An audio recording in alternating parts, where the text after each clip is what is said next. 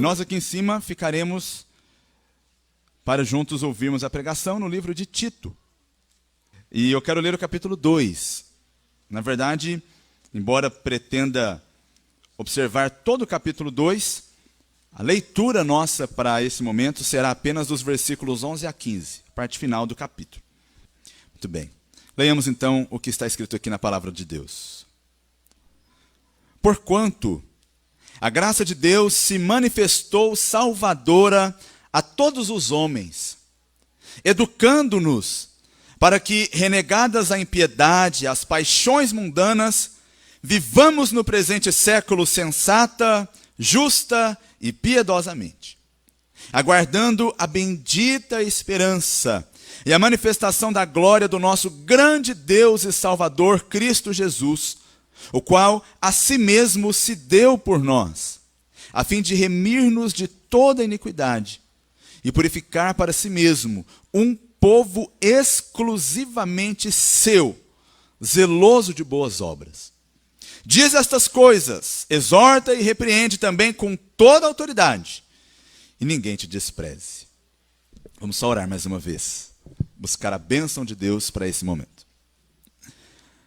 Nosso Pai querido, mais uma vez eu quero, junto com meus irmãos e irmãs e todos os que aqui estão, nesse lugar, nesta hora, comparecer diante de Ti através desta oração para rogar ao Senhor as bênçãos do céu, o derramar do Teu Espírito, a iluminação das nossas mentes, a abertura dos nossos corações, para que a Tua palavra possa penetrar lá no fundo e causar uma verdadeira transformação mediante esse texto que nós acabamos de ler. Senhor nosso Deus, não confiamos em retórica, não confiamos em homens, não confiamos em recursos ou habilidades humanas. Nós dependemos total e exclusivamente do Senhor. É por isso que agora rogamos a Ti, que este tempo, esse breve tempo, sirva para a operação do Teu Espírito, para a edificação do Teu povo, para a salvação, a conversão de almas, para o bem do Teu reino, para o nosso crescimento. Esta é a nossa oração, Senhor Deus. Em nome de Jesus. Amém. Meus irmãos, hoje eu quero falar com vocês sobre a graça de Deus e o impacto causado na conduta do seu povo. A graça de Deus e o impacto que essa graça causa em nós. A transformação que essa graça de Deus tem que operar na vida daqueles que dizem ter sido alcançados por ela. O texto começa, o versículo 11, começa falando sobre essa graça que se manifestou o Salvador a todos. Mas essa graça é uma graça que nos educa. A verdade bíblica é que o Senhor está mais interessado naquilo que a gente é do que naquilo que a gente faz, contrariando a maior parte da religiosidade moderna atual. As pessoas dizem por aí, em todas as religiões, com palavras diferentes, que mediante os seus sacrifícios e esforços, Deus se agradará de você. Mas a Bíblia, o cristianismo, é diferente de tudo mais que é pregado por aí. Porque a verdade do cristianismo é que mediante os esforços e o sacrifício de Jesus, nós podemos ser aceitos nele. Mas a verdade é que quando estamos nele, ele transforma a gente. E ele tem que transformar o nosso interior primeiro, para a nossa vida com ele ser uma expressão daquilo que aconteceu já no nosso interior. O pastor Luciano mencionou de passagem o Salmo 128. E é um salmo que relata muitas verdades. Bem-aventurado o homem que teme ao Senhor e anda nos seus caminhos. Então primeiro vem o temor. Primeiro vem o coração impactado pela grandeza, a graça, a obra de Deus. Depois, consequentemente, vem o comportamento. Ele anda nos seus caminhos.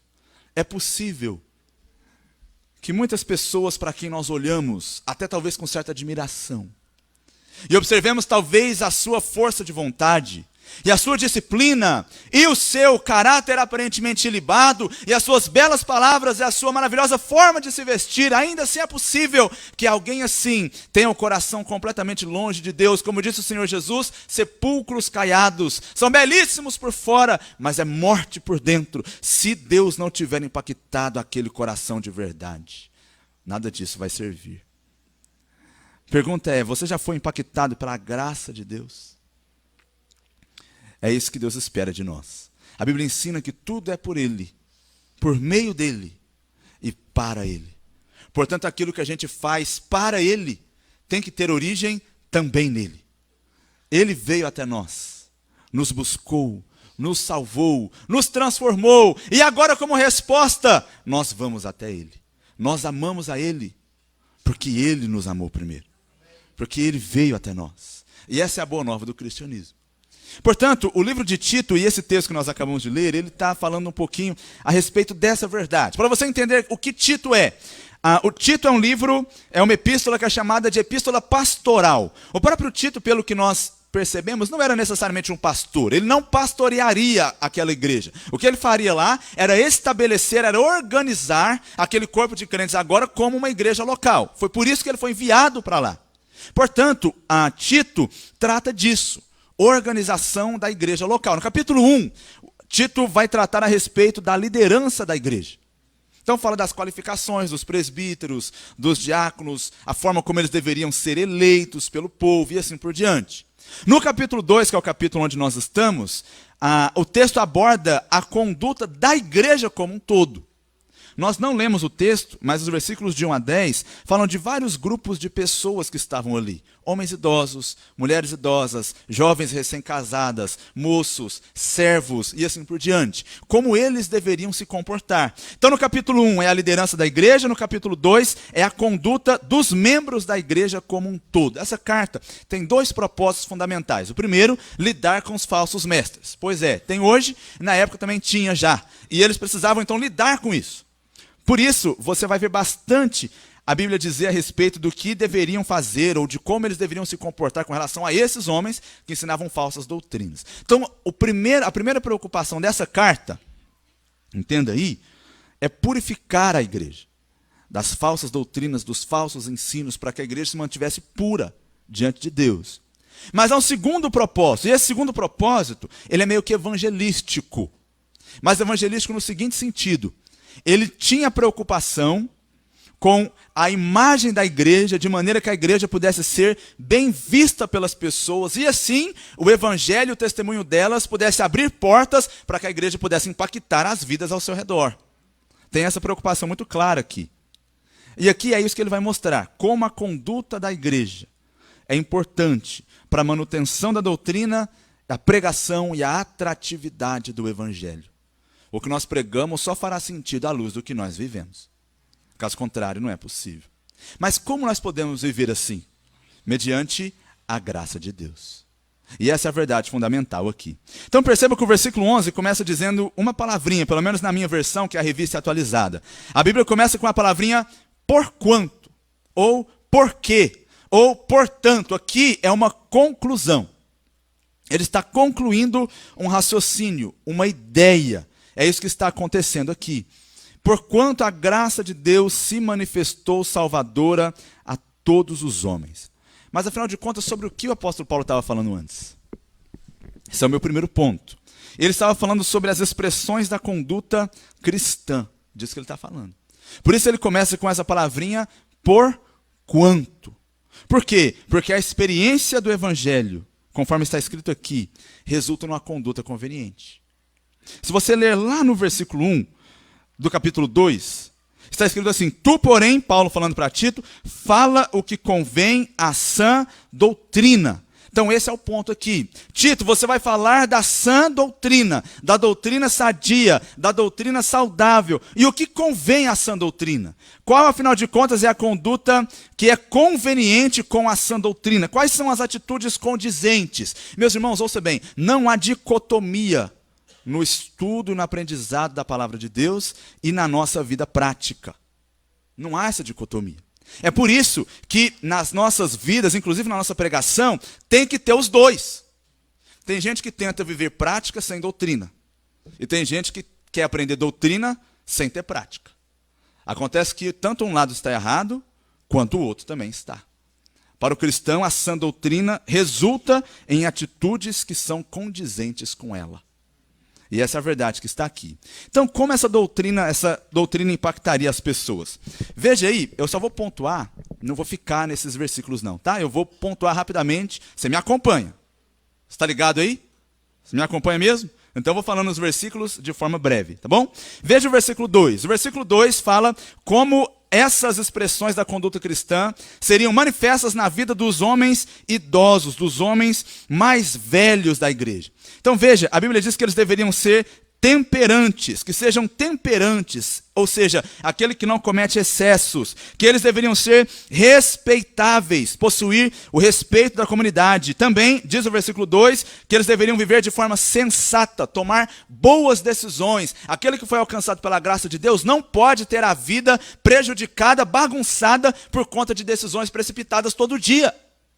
E além disso, a Bíblia diz que ele deveria ser saudável na fé, no amor e na constância. É uma tríade que o apóstolo Paulo usa muito: fé, amor e esperança. E constância tem a ver com isso. Constância está ligada à esperança. Você só é constante se você estiver esperança firme. Caso contrário, a sua constância também é abalada. Então, esses homens deveriam viver assim. Mas aí, o versículo seguinte fala a respeito das mulheres idosas também. As mulheres idosas, segundo diz o texto, devem ser sérias no seu proceder. Como? Duas verdades no versículo 3. A primeira, não sendo caluniadoras, que não falam além do que convém, ou quando falam aquilo que, ou que não falam aquilo que não convém, que sabem usar bem as suas próprias palavras, cuja língua serve para transmitir edificação e graça aos que ouvem, cuja boca deve ser uma fonte de bênção para as pessoas e não de maldição. E a Bíblia diz também que elas não devem ser escravizadas há muito vinho. A ideia aqui é de serem viciadas, amantes dos prazeres da vida, de maneira que esses prazeres as dominam por completo. Ao invés disso, diz a Bíblia que elas devem ser mestras do bem, instruir as pessoas a fazerem o que é certo. Na igreja é assim, tem gente que ensina do púlpito, tem gente que ensina na frente da sala de aula e tem gente que ensina com o seu viver e na sua comunhão com as pessoas no seu dia a dia. E a Bíblia ensina que é assim que essas pessoas deveriam viver, especialmente no caso do texto, as mulheres mais velhas, em contraste com os homens mais velhos. Agora veja, os versículos 4 e 5, fala que elas deveriam instruir as jovens recém-casadas. Então as jovens recém-casadas, outro grupo dentro da igreja, elas devem ser treinadas. Veja que essa palavra instruir aí, irmão, isso aqui me deixou meio preocupado. Essa palavra instruir significa literalmente treinar. E é o sentido de treinamento quase que para a guerra. Só que elas devem ser treinadas para quê? Amar o marido. O que significa? No mínimo que amar o marido é uma tarefa meio difícil. Mas por que você falou difícil assim tão alto? É uma tarefa difícil. Agora eu fiquei preocupado demais. Árdua, que exige treinamento, mas a ideia aqui é essa mesmo. Veja o que está escrito no texto. Elas deveriam ser instruídas para amar o marido e os filhos, elas deveriam ser instruídas para serem sensatas, honestas, boas donas de casa, bondosas e sujeitas ao marido. Está escrito aqui, no versículo 5, tudo isso que eu acabei de dizer, versículos 4 e 5. Agora veja um ponto. Hoje, não é normalmente isso que nós temos em mente quando nós criamos nossos filhos. Nem quando nós tratamos com os nossos jovens e adolescentes na igreja. Nós temos muitos workshops para falar a respeito do Enem, do vestibular, do futuro profissional, da conta bancária e assim por diante. Mas se nós criamos nossos filhos para serem excelentes profissionais e não ensinamos eles a serem bons pais, mães de família e amarem a Deus de verdade, nós falhamos. Você ouviu aí? Nós falhamos. Seu filho pode ser pobre, mas ele tem que andar com Deus. Agora, se ele ganhar tudo nesse mundo e perder a sua alma, isso é um problema. Agora veja, eu não estou dizendo aqui, nós não temos o senhorio, o controle total sobre os nossos jovens, sobre os nossos adolescentes. Eu sei disso, eles são pessoas individuais que responderão individualmente. Mas é papel, especialmente dos pais, e aqui no texto, falando especificamente das mulheres mais velhas, de ensinar isso aos mais novos. É nosso papel ensinar. Se eles obedecerem ou desobedecerem, é com eles. Mas você ensine, treine. Essa é a verdade que está no texto. Veja também que o versículo 6 fala de jovens rapazes. O verso diz: quanto aos moços, de igual modo, exorta-os para que em todas as coisas sejam criteriosos. Significa que eles devem ser moderados, ter uma mente sã, ter uma mente equilibrada. esse texto aqui é importante porque tem muito a ver com os jovens mesmo, né? Jovens têm tendência a extravagâncias, não é? Eles querem aquilo que é extravagante. Eu não tenho outra palavra melhor agora. Mas a Bíblia diz que eles devem ser criteriosas. Eles devem realizar as suas atividades de maneira sensata, criteriosa, sem exageros, sem extravagâncias na vida. Veja que o versículo 7 fala para outra pessoa. Estou terminando, só falta Tito e mais um. E o versículo 7 fala do próprio Tito. Torna-te pessoalmente padrão de boas obras. No ensino, mostra integridade e reverência. Agora veja, Tito era uma autoridade. E ele não escapava das orientações. Não existe na igreja alguém que é acima da lei. Entende? Acima dos demais. Alguém cuja conduta não é tocável ou é intocável. Dentro do povo de Deus, isso não existe. Desde aquele que é líder, até aquele que talvez seja um neófito, todos eles estão debaixo e sujeitos à palavra de Deus, que esta sim é autoridade. Então aqui, Tito era uma autoridade apostólica. E ele deveria ser padrão, ele deveria ser modelo de duas formas, com exemplo e com ensino. Aquilo que ele ensinava deveria ser visto na sua vida e a sua forma de falar também deveria transmitir graça quando ele ensinava. Veja que o texto fala que ele deveria ensinar, olha aí professores, com integridade, com reverência e com uma linguagem sadia e irrepreensível. Deixa eu contar, vou confessar um pecado. Posso? Posso, Paulo? Quando, às vezes eu abro o YouTube para ver pregadores. Eu assisto uns pregadores no YouTube. Assisto lá. E aí a pessoa começa, alguns têm a Bíblia às vezes de capa mole, e eles dobram a Bíblia para lá e para cá e jogam a Bíblia. Eu já não vejo mais. Sabe por quê? Não há reverência. Isso aqui é a santa e bendita palavra de Deus. O texto que o Paulo leu no começo do culto fala muito sobre isso. O homem para quem olharei é este, o aflito, abatido de espírito e que treme diante da minha palavra. Onde está a reverência hoje? O temor. Esses pregadores falam tudo quanto é tipo de anedota. Às vezes as pessoas falam para mim assim, pastor, o pregador fulano de tal.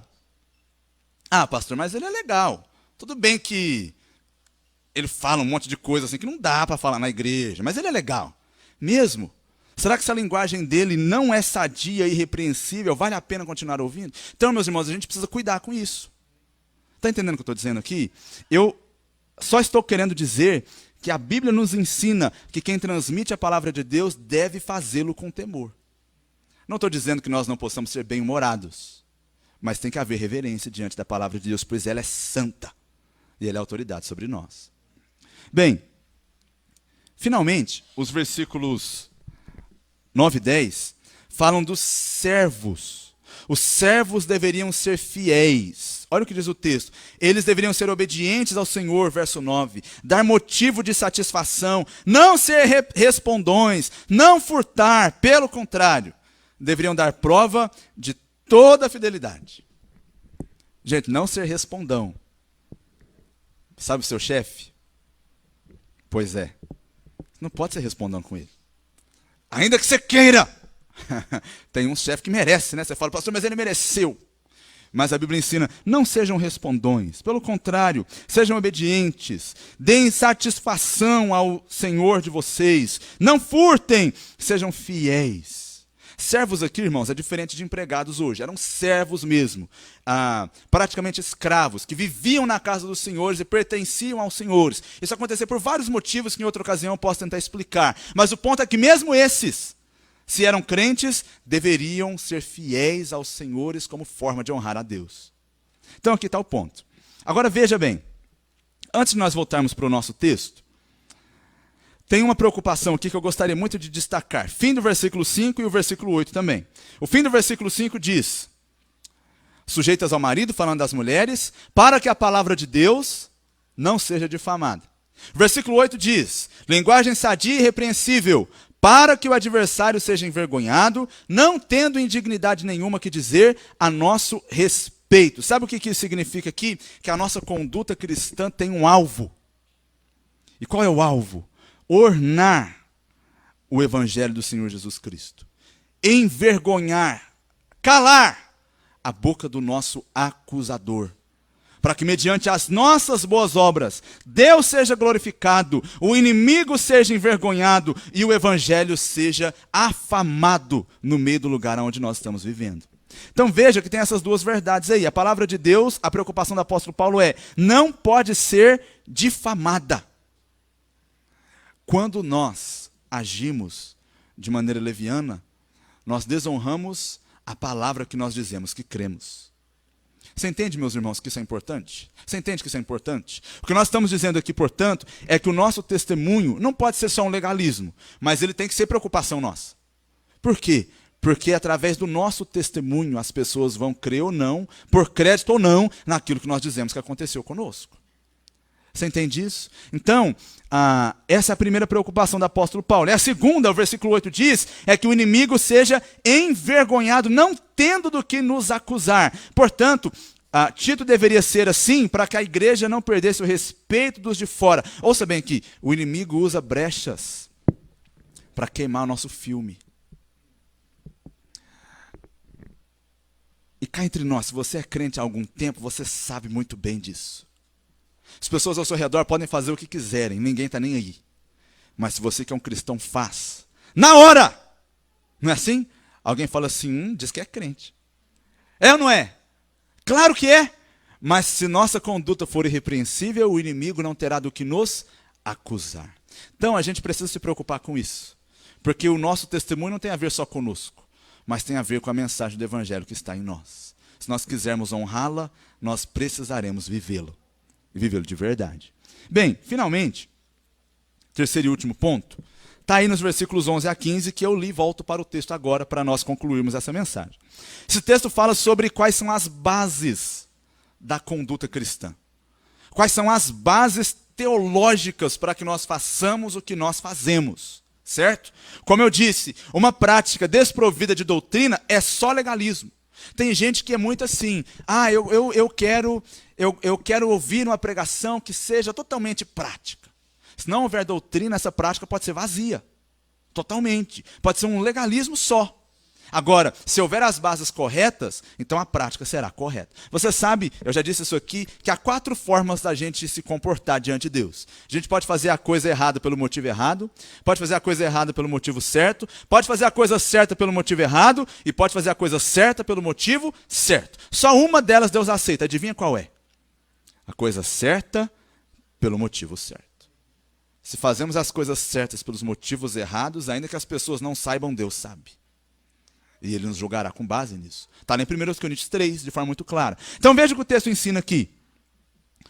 Por que nós devemos viver assim? Por isso que começou com esse porquê. Tudo que eu falei até agora foi só por causa desse porquê. Uma palavra. Ainda tem mais 5 versículos. Se eu for palavra por palavra, hein? Mas eu não farei isso não. O texto gira em torno de 2 manifestações. O versículo 11 fala que a graça de Deus se manifestou. O versículo 13 fala, aguardando a bendita esperança e a manifestação. Então existe algo que já se manifestou e algo que nós estamos aguardando que se manifeste. O crente é aquele que vive no presente, impactado por uma verdade que ele recebeu no passado, que tem a ver sobre o futuro, mas que transforma o seu jeito de viver hoje. Você copiou isso aqui? Quer escrever? Olha, nós somos aqueles impactados por uma verdade do passado, sobre o futuro, que muda o nosso presente. Então essa é a verdade do texto aqui. Por que nós somos quem somos? Por causa daquilo que já se manifestou na nossa vida e por causa daquilo que vai se manifestar e nós aguardamos. Essa é a verdade aqui. Então deixa eu só pontuar rapidinho. Afinal de contas, o que é que já se manifestou? A graça salvadora de Deus. Ouça bem essa palavra. Graça. Primeira verdade que eu quero dizer sobre isso aqui é que o nosso Deus é um Deus gracioso. Eu sei que muitos de vocês já sabem o que isso significa, mas não custa repetir. A graça é o favor de Deus outorgado, derramado, oferecido a pessoas que não possuem méritos para poder merecer isso. Portanto, graça tem a ver com Deus e não conosco. A única participação que nós temos sobre a graça de Deus é o nosso pecado que torna a graça necessária. Nós não conseguimos merecer graça. Se merecêssemos, não seria graça. Mas embora não mereçamos nada de Deus, Deus é gracioso. E Ele manifestou a sua graça salvadora a todos os homens. Então, como a graça de Deus se manifesta? Operando salvação. Eu preciso dizer isso para você que talvez está aqui hoje pela primeira vez e que talvez está aqui há 30 anos. Mas eu preciso te dizer, o Senhor Deus salva pecadores, justifica culpados, gratuitamente diante da sua presença, mediante arrependimento e fé no Senhor Jesus Cristo.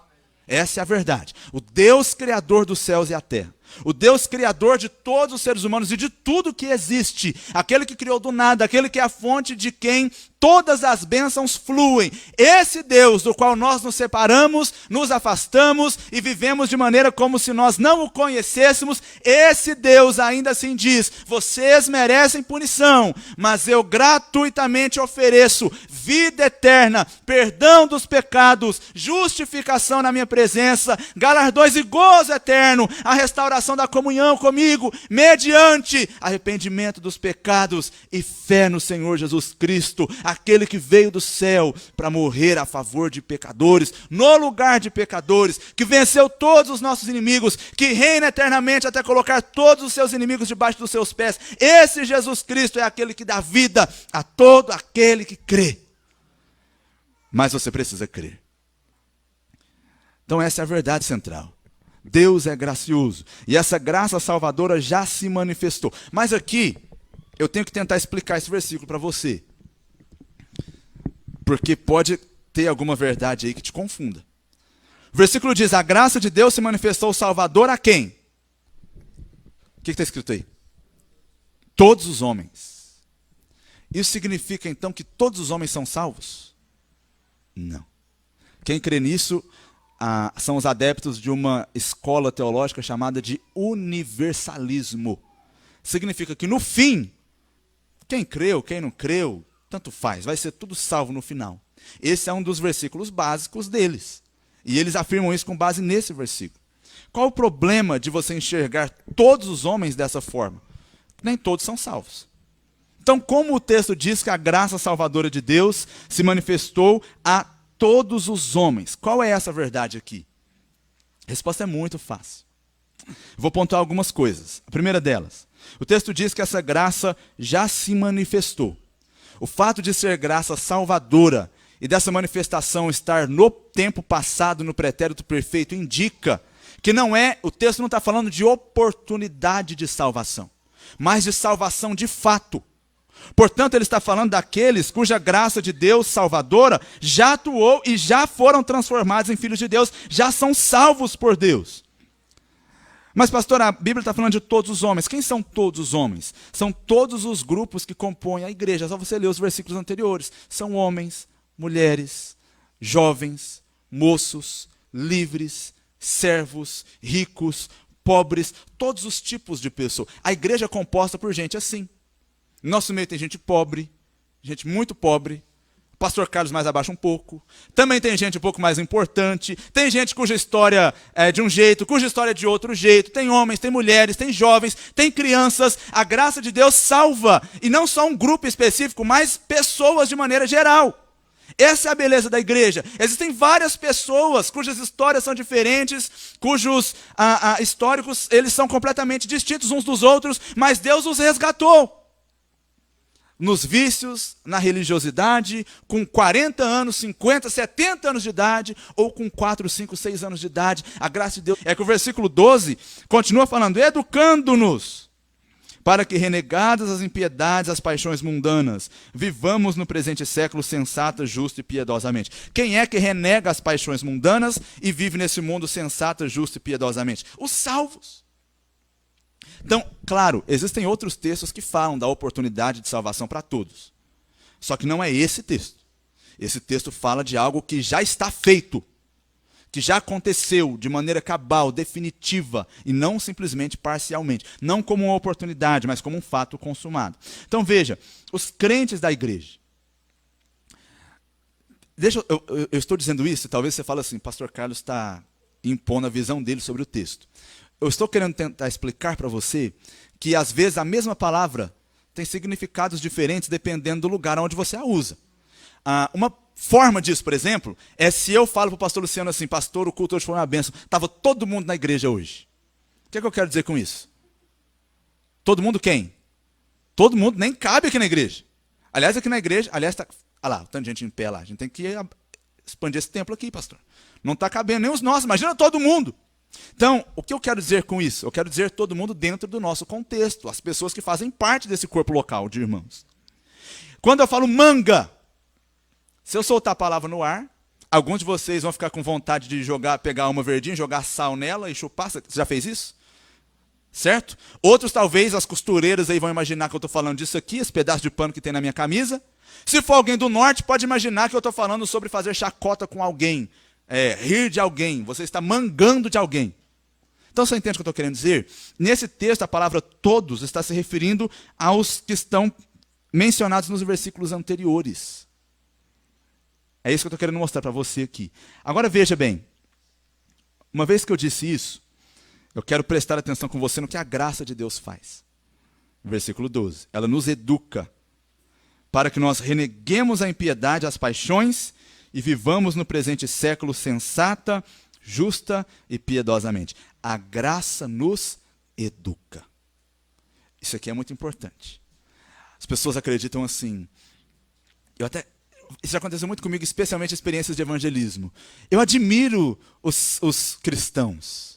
Eu acho que eles são, assim, pessoas muito legais. Tem gente que vem para a igreja e se sente bem. As pessoas são educadas. As músicas são boas. O coral canta bonito. Tem aquele teatro, tem aquela apresentação, tem aquele especial, tem aquelas orações. Depois, no fim do culto, em algumas ocasiões, tem aquele cafezinho. E as pessoas são bem recebidas aqui. Claro que são. Desde a primeira vez que eu vim aqui, eu fui muito bem recebido. E as outras pessoas também são. E aí elas dizem, poxa, eu gosto muito de vocês e da igreja. Mas sabe, eu não estou preparado ainda para aceitar Jesus, não. Porque primeiro eu preciso mudar minha vida.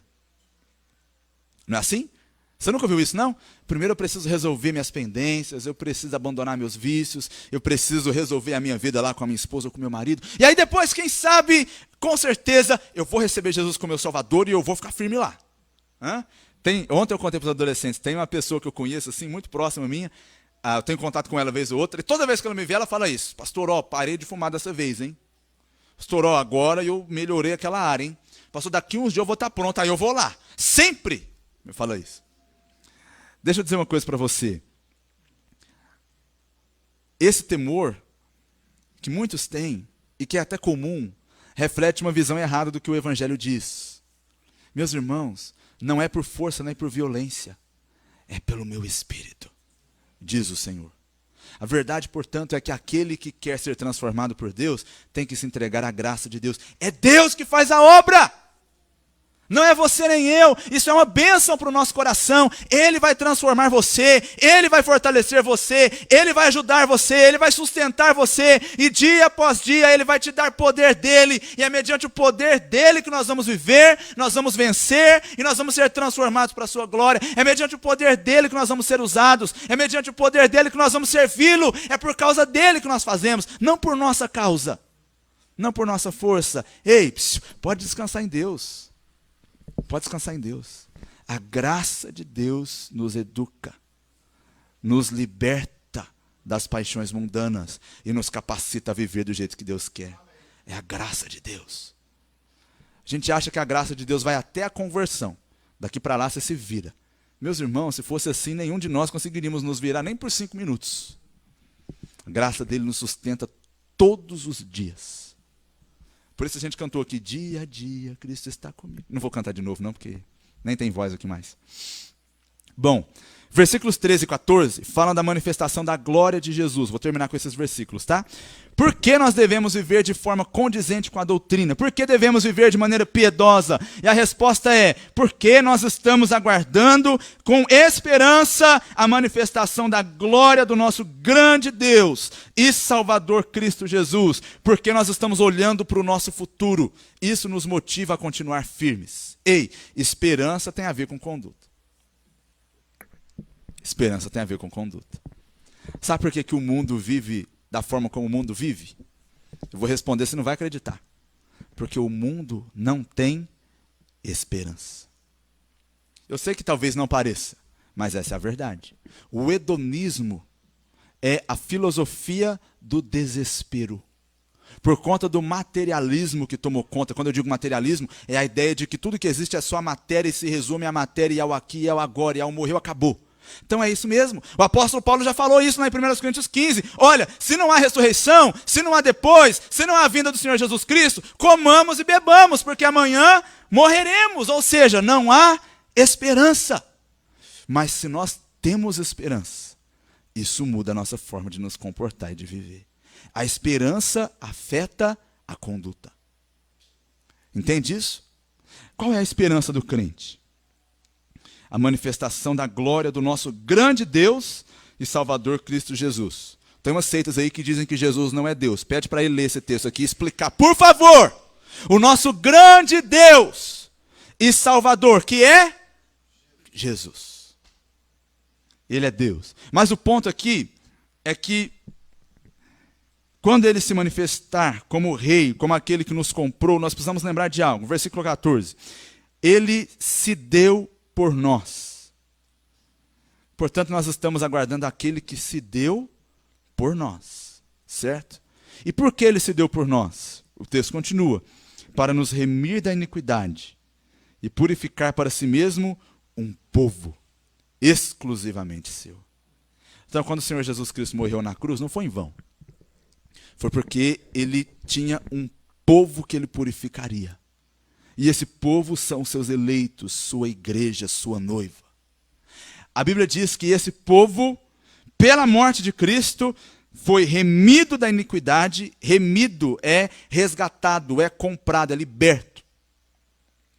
E foi purificado, de maneira que agora é um povo zeloso de boas obras. Então a ideia é mais ou menos assim: aquele que se deu por mim, aquele que se deu por mim vai se manifestar e eu vou me encontrar com ele. Mas aquele que se deu por mim, se deu para que eu pudesse fazer parte do seu povo e ser um povo que é seu e ser um povo que é zeloso de boas obras. Eu quero encontrá-lo da forma como ele quer me encontrar. Eu quero encontrá-lo assim porque ele se deu por mim. Portanto, a nossa vida é uma resposta ao que Jesus Cristo fez na cruz do Calvário a nosso favor. Se ele se entregou por mim, eu agora vou me entregar a ele. Essa é a verdade bíblica aqui. Bem, versículo 15, só para terminar, diz estas coisas, exorta e repreende também com toda autoridade, ninguém te despreze. Isso significa que Tito, que desfrutava da autoridade conferida pelo próprio apóstolo Paulo, que por sua vez tinha autoridade do próprio Senhor Jesus Cristo, estava investido de autoridade para poder ensinar essas coisas à igreja, e a igreja deveria obedecê-lo. Essa é a última verdade importante. A igreja obedece àqueles que estão debaixo da autoridade apostólica. Quem tinha autoridade apostólica na época? O próprio apóstolo Paulo que estava vivo. Quem tem autoridade apostólica hoje? A palavra de Deus. Então você não tem que obedecer pastor por ser pastor. Você tem que obedecer pastor que te ensina a Bíblia. Por quê? Porque a autoridade é a Bíblia e não o pastor. Entende o que eu estou dizendo aqui? Então, enquanto nós estivermos nesse livro, diz a Bíblia, ninguém te despreze. Portanto, a graça de Deus está manifestada também nesse livro. E é por isso que nós precisamos tanto dele. Quero terminar dizendo isso. Lembre-se, portanto, a graça de Deus nos salvou. Lembre-se, portanto, que essa mesma graça que nos salvou é a graça que transforma a nossa vida, é a graça que nos faz aguardar com esperança o céu. E é dessa forma que nós vamos viver, pela graça de Deus, com esperança na manifestação do Senhor, todos os dias, sensata, justa e piedosamente. Não porque você vai conseguir, nem porque você merece, mas porque Deus veio até você e porque Ele vai te sustentar para isso. Nas horas de dor, nas horas difíceis, nas horas fáceis. As mulheres, os homens, as crianças, as recém-casadas que vão amar seus maridos. Em nome de Jesus. Amém, irmãs? Para todas vocês, é a graça de Deus que irá sustentar. E é dessa forma que nós vamos glorificar o Senhor. Que Deus te abençoe ricamente. Estou terminando essa mensagem, quero apenas fazer uma oração com você mais uma vez. Vamos orar juntos então. Nosso Deus e nosso querido Pai, nesta noite nós te damos graças por tudo que vivemos aqui. Nós queremos mais uma vez ressaltar que não somos dignos e nem capazes por nós mesmos de fazer algo que te agrade, afinal, Tudo que nós temos e conseguimos já vem de Ti mesmo. Mas esta igreja, a Igreja Batista Regular da Vila Teixeira, ela declara em alto e bom som que todos aqueles que são membros aqui o são porque foram lavados pelo sangue de Jesus, alcançados pela sua graça maravilhosa, justificados mediante a fé, purificados de todo pecado e imundícia, libertos de tudo aquilo que antes nos escravizava, e nos tornamos agora pessoas que confessam em alto e bom som: Jesus Cristo é o nosso Senhor. Com base nisso nós queremos viver, como diz o texto, de forma sensata, justa e piedosa. Mas, Senhor, mais uma vez declaramos, também não conseguimos sozinhos. Que bom que a Tua graça nos alcança até nessa área. Muito obrigado. Quero pedir que continue derramando graça, sustentando, dando poder e vitória a cada dia sobre todos aqueles que estão aqui, que têm procurado andar com o Senhor. Aqueles que porventura ainda não conhecem o Evangelho ou não creram nele, porque ouviram ele hoje. O meu pedido é que essas palavras incomodem seus corações a tal ponto que elas não consigam resistir, e logo mais estejam dobradas, prostradas aos teus pés, levantando as mãos vazias da fé e recebendo o dom da graça e da salvação que o Senhor oferece ao que crê. Essa é a minha oração, em nome de Jesus. Amém.